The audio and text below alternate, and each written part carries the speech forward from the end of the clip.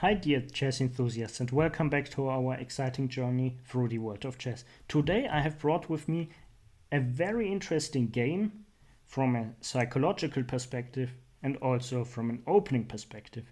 So the good news first, it was again in London and again black won. So it seems that white has a really tough time recently with the London. And the psychological thing in this game is that Martirosyan, the black player, could cross the 2700 barrier and become a Super Grandmaster by winning this game. And let's see how he really makes it look easy with the black pieces. So let's just plunge straight into the heart of the action. White plays first d4, black plays knight f6, knight f3, d5, bishop f4. And now we have a London system. c5, e3, knight to c6, knight bd2 played. And now some of the viewers, you might recognize that we have covered a very similar game a few days ago. Actually, it's exactly the same position in Nesterov's game. Nesterov played black, a very nice game, won in a couple of moves, and became vice junior world champion a few days later. So in Nesterov's game, we looked at knight h5, and then followed d takes c5, knight takes f4, e takes f4. White is a pawn up for now, for the moment, but it might change very fast.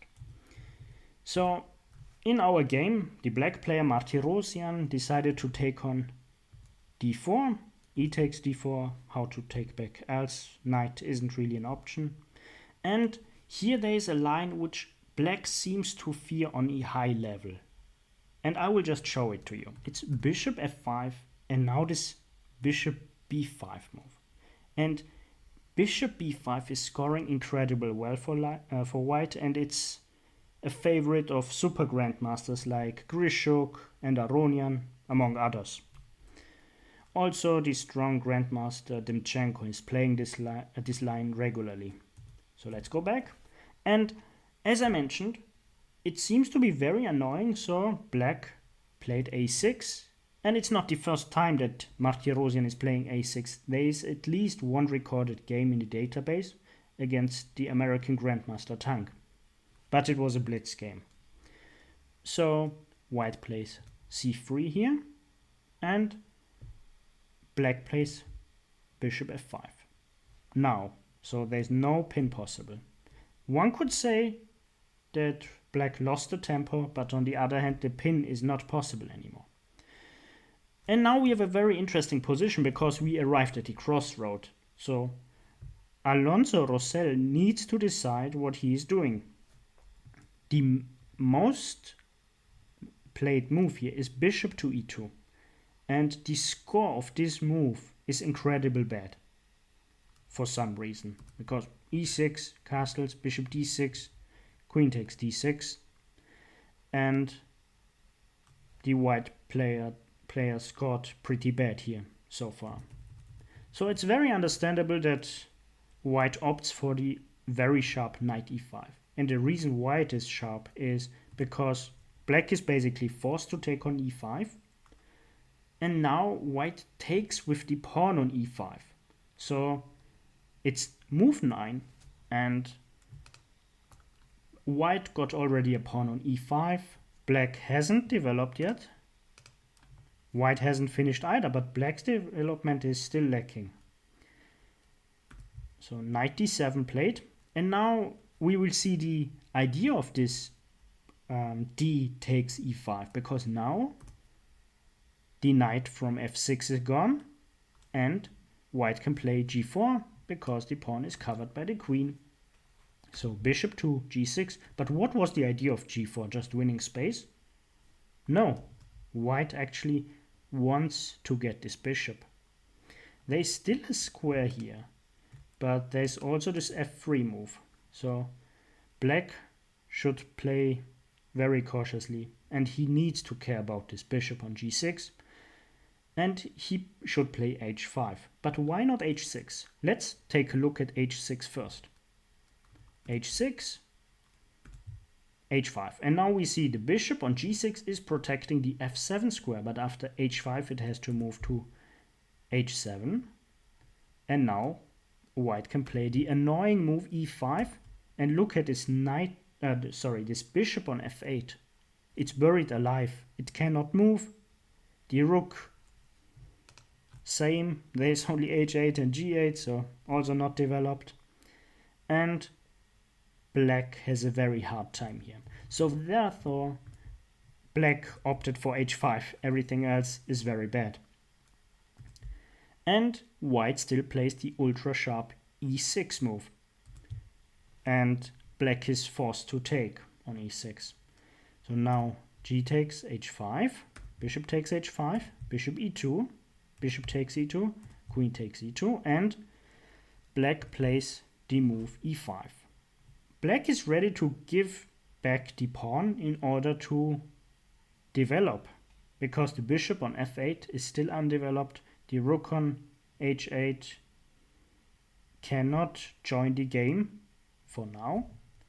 So let's say white just gets back the pawn. Then black has this very amazing move. At least I didn't see it. It's rook h6. After long castle, black is opting for a very common idea in these positions. It's the exchange of queens. And one of the reasons is this very weak h-pawn. So let's go back. Instead, there is also bishop to g5. And now there is really no rook lift to h6 because the bishop is controlling this square. Then might follow queen b6 with a completely new position, never played before, according to my database. Yeah, but for some reason, white decided to play bishop to g3, which is defending the h4 pawn a second time because white is facing e6 in the next move by black. And then the h4 pawn would be attacked a second time by the queen. However, the bishop on g3 is very passive. So e6 played, white castles queenside, and now queen f6.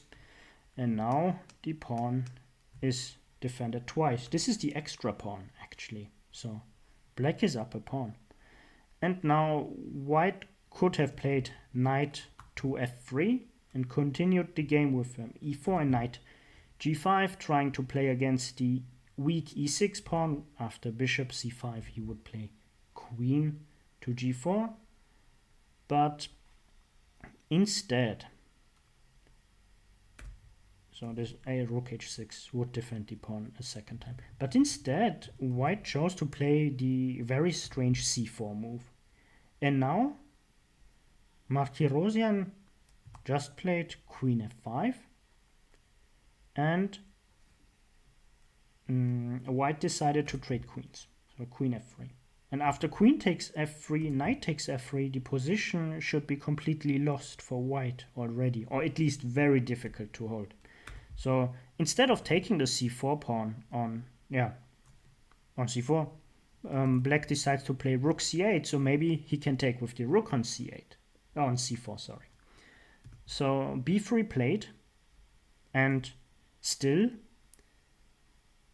black does not take on c4 because b5 might be even stronger. So now the pawn cannot move and it's attacked 3 times but only defended once. What to do? White plays rook he1, attacking the e5 pawn a 3rd time. And finally, black takes on c4, bishop takes e5, and now we have a discovery check with c takes b3 check and king b2. And the amazing thing here is, although black is really behind in development, he can win the game with rook c2 check. And after king takes b3, rook takes f2, and the pieces of white aren't that good, and for sure they don't compensate the 2 pawns, which black is lacking or missing. So instead, black played the very human move, bishop to b4, developing the bishop and also attacking the rook. And I believe that black had calculated a lot in this line, because there is this forced sequence with bishop takes g4, rook g8, and now rook takes e6, king f7, attacking both. But this is still not the end, because white has knight g5 check. So king takes g7, a takes b3, rook gf8, f3, and black pushes the d pawn, d4, and rook g1. And now we see this king here is threatened. There are a lot of discovery checks. But let's see what black is doing. He plays rook f6, so offering the exchange. And of course, white will not exchange here, because this position would not be that good. Down a piece, so not an option. Don't exchange if you are down a piece, at least not with such a pawn structure. So knight e4 check instead, attacking the rook a second time. And this looks critical, but the knight is still defending it. And after king f7, also the rook on e6 is attacked. So therefore, white plays knight g5 check back. Then comes king g6. And of course not knight e4 check because of king f5. And let's say knight takes f6, king takes e6, and the king on e6 is defending the knight on d7. So let's go back. White played rook to e4.